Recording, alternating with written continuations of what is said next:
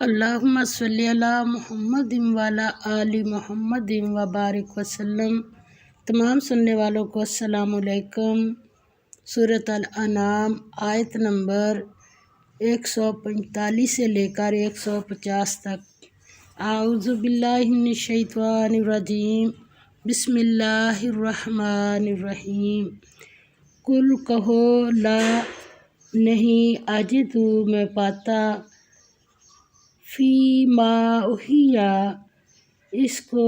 جو وحی کی گئی ہے، اس میں جو وحی کی گئی ہے، الیہ طرف میری، محرمن حرام، علی طعام کسی کھانے والے پر، یطعمہ جو کھائے اس کو، الا مگر، ان یکون یہ کہ ہو وہ، میتتن مردار، او دامن یا لہو، مسفوحن بہتا ہوا، لہو کون سا بہتا ہوا، او لحما یا گوشت کس چیز کا، خنزیری سور کا، فإنہ پس وہ، رجسن ناپاک ہے، او یا فسقن گناہ کی چیز، اہلا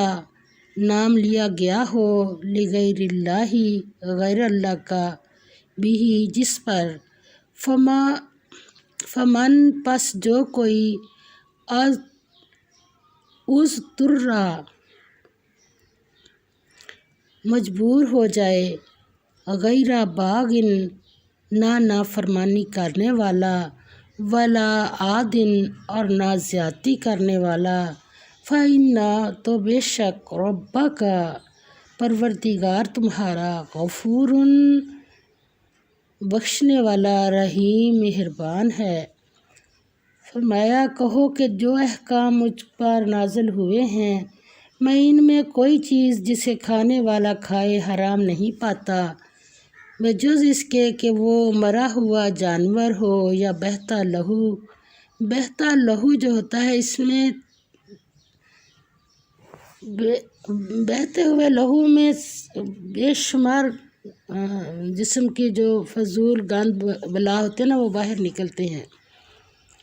یا بہتا ہوا لہو یا سور کا گوشت، کہ یہ سب ناپاک ہیں، یا کوئی گناہ کی چیز ہو کہ اس پر اللہ کے سوا کسی اور کا نام لیا گیا ہو، اور اگر کوئی مجبور ہو جائے لیکن نہ تو نافرمانی کرے اور نہ حد سے باہر نکل جائے، تو تمہارا پروردگار بخشنے والا مہربان ہے۔ اس آیت میں جانوروں کے حلال حرام ہونے کے بارے میں تفصیل بیان کی کہ جن جانوروں کا گوشت کھایا جاتا ہے، ان میں سے صرف وہی چیزیں حرام ہیں جو بیان کر دی گئی ہیں، ان کے علاوہ سب خرافات ہیں۔ وَعَلَى الَّذِينَ اور اوپر ان لوگوں کے جو ہادو یہودی ہوئے، حرمنا حرام کیا ہم نے، کلا ہر ایک، ذی ظفر ناخن والا جانور، ومن البقری اور گائے سے، والغنم اور بکری میں، حرمنا حرام کی ہم نے، علیہم ان پر، شحومہما چربی ان کی، شحومہما چربی ان کی، الا مگر، ما حملت جو اٹھائی ہوئی یا لگی ہو، ظہورہما پشت ان کی پر، او یا الہوایا انتڑیوں میں ہو، او یا مختلط ملی ہوئی ہو، بعظم ہڈی کے ساتھ، ذالک یہ، جزیناہم سزا دی ہم نے ان کو، ببغیہم بسبب ان کی سرکشی کے، وَإِنَّا اور بے شک ہم، لَصَادِقُونَ سچے ہیں۔ فرمایا اور یہودی پر ہم نے سب ناخن والے جانور حرام کر دیے تھے، اور گائیوں اور بکریوں سے ان کی چربی حرام کر دی تھی، سوائے اس کے جو ان کی پیٹھ پر لگی ہو، یا اوجڑی یا انتڑیوں میں ہو یا ہڈی میں ملی ہو، یہ سزا ہم نے ان کو ان کی شرارت کے سبب دی تھی، اور ہم تو سچ کہنے والے ہیں۔ یہودیوں کو ناخن والے جانوروں اور گائے بکری کی چربی کے استعمال سے بھی روک دیا گیا تھا۔ یہ صرف اس لیے کیا گیا کہ انہوں نے از خود پابندیاں لگا رکھی تھیں تاکہ ان کی بے قید اور ناہموار پابندیوں کی تطبیق کی جائے۔ عارضی طور پر بعض مباحات بھی روک دی گئیں، اور یہ کیا ہے، یہ ان کو سزا دی اللہ نے۔ آگے فرمایا فَإِن پس اگر کذبو کا تکذیب کریں تمہاری، فقل تو کہہ دو ربکم پروردگار تمہارا، ذو رحمت صاحب رحمت ہے، واسعۃ وسیع، ولا یرد اور نہ ٹلے گا، بأسہ عذاب اس کا، عن القوم المجرمین گناہگار قوم سے۔ فرمایا اور اگر یہ لوگ تمہاری تکذیب کریں تو کہہ دو کہ تمہارا پروردگار صاحب رحمت وسیع ہے، مگر اس کا عذاب گناہگار لوگوں سے نہیں ٹلے گا۔ کہاں لکھ دیا اللہ تعالیٰ نے؟ قرآن پاک میں، اور قرآن پاک کو اللہ تعالیٰ روز محشر جھوٹا نہیں کرے گا۔ جو چیزیں اس کے اندر لکھی ہیں ایسے ہی ہونا ہے۔ آگے فرمایا سیقولو کہیں گے الذین وہ لوگ اشرکو جنہوں نے شرک کیا، لو شاء اللہ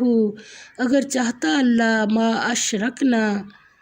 نہ شرک کرتے ہم، ولا آباؤنا اور نہ باپ دادا ہمارے، ولا اور نہ حرمنا ہم حرام کرتے، من شیئن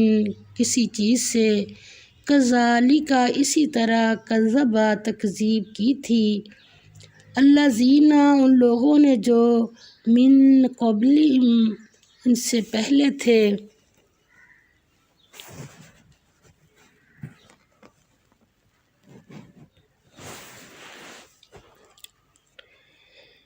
من قبلہم ان سے پہلے تھے، حتیٰ یہاں تک کہ ذاقوا چکھا انہوں نے، بأسنا ہمارا عذاب، قل پوچھو حل کیا، عندکم تمہارے پاس، من علم کوئی یقینی بات ہے، فتخرجوہ پس نکالو اس کو، لنا ہمارے سامنے، ان نہیں تتبعون تم پیچھے چلتے ہو یا پیروی کرتے ہو، کس چیز کی، الا الظن مگر گمان کی، وَإِنْ اور نہیں، انتم تم، الا مگر، تخرصون اٹکل کے تیر چلاتے۔ فرمایا جو لوگ شرک کرتے ہیں وہ کہیں گے کہ اگر اللہ چاہتا تو ہم شرک نہ کرتے، اور نہ ہمارے باپ دادا شرک کرتے، اور نہ ہم کسی چیز کو حرام ٹھہراتے۔ اسی طرح ان لوگوں نے تکذیب کی تھی جو ان سے پہلے تھے، یہاں تک کہ ہمارے عذاب کا مزہ چکھ کر رہے۔ کہہ دو کیا تمہارے پاس کوئی سند ہے؟ اگر ہے تو اسے ہمارے سامنے نکالو، تم محض خیال کے پیچھے چلتے ہو اور اٹکل کے تیر چلاتے ہو۔ مشرکین عرب کہتے تھے کہ اگر ہمارا اور ہمارے باپ دادا کا طریقہ گمراہی کا راستہ ہے تو اللہ نے ہمیں اس راستہ پر چلنے کیوں دیا؟ اس نے ایسا کیوں نہ چاہا کہ ہم گمراہ نہ ہوتے؟ جب سب کچھ اس کی مشیت سے ہوتا ہے تو جو کچھ ہم کر رہے تھے اس کی مشیت سے ہے، جو کچھ ہم کر رہے تھے اسی کی مشیت سے ہے۔ قرآن نے ان کے اس خیال کو جہالت پر مبنی قرار دے کر اس کی تردید کی۔ وہ کہتا ہے اس سلسلہ میں ان کے پاس کوئی روشنی یا دلیل نہیں ہے، بلا شبہ اللہ چاہے تو سب کو ایک ہی راستہ پر چلا سکتا ہے، یہ اس کی قدرت سے باہر نہیں ہے، لیکن اس کی مشیت کا تقاضا یہ ہوا کہ انسان کو عقل و فہم اور قوت ارادی دی اور اعمال کی ہر حالت کے لیے اسباب اور نتائج عمل کا قانون ٹھہرایا۔ بس یہ ضروری تھا کہ روشنی کے ساتھ تاریکی، حق کے ساتھ باطل، ہدایت کے ساتھ گمراہی کی راہیں بھی کھول دی جائیں۔ اب جس کا جی چاہے ہدایت کا راستہ اختیار کرے یا گمراہی کی راہ پر اپنائے، لہٰذا یہ بات کہنا کہ اگر اللہ چاہتا تو ہم گمراہی اختیار نہ کرتے، کفر و جہل کی باتیں ہیں۔ کل کہہ دو فللہ، پس اللہ ہی کی الحجت، دلیل، البالغۃ، غالب ہے، فلو، پس اگر، شاء، وہ چاہتا، لا ہداکم، تو ہدایت دے دیتا تم کو، اجمعین، سب کو۔ کل کہہ دو ہلما، لاؤ تم، شہداءکم، گواہوں اپنوں کو، الذین، جو، یشہدون، گواہی دیں کہ، یشہدون، گواہی دیں، ان، کہ، اللہ نے، حرم، حرام کیا، ھذا، یہ، فَإِن، پس اگر، شاہدوا، وہ گواہی دیں، فلا، تو مت، تشہد، تم گواہی دینا، معہم، ساتھ ان کے، ولا تتبع، اور مت پیروی کرنا، اہواء، خواہشوں کی، الذین، ان لوگوں کی، کذبوا، جنہوں نے جھٹلایا، بآیاتنا، آیتوں ہماری کو، والذین، اور جو، لا یؤمنون، نہیں ایمان لاتے، بالآخرۃ، آخرت پر، وہم، اور وہ، بربہم، ساتھ پروردگار اپنے کے، یعدلون، شریک لاتے ہیں یا برابر شرک کرتے ہیں۔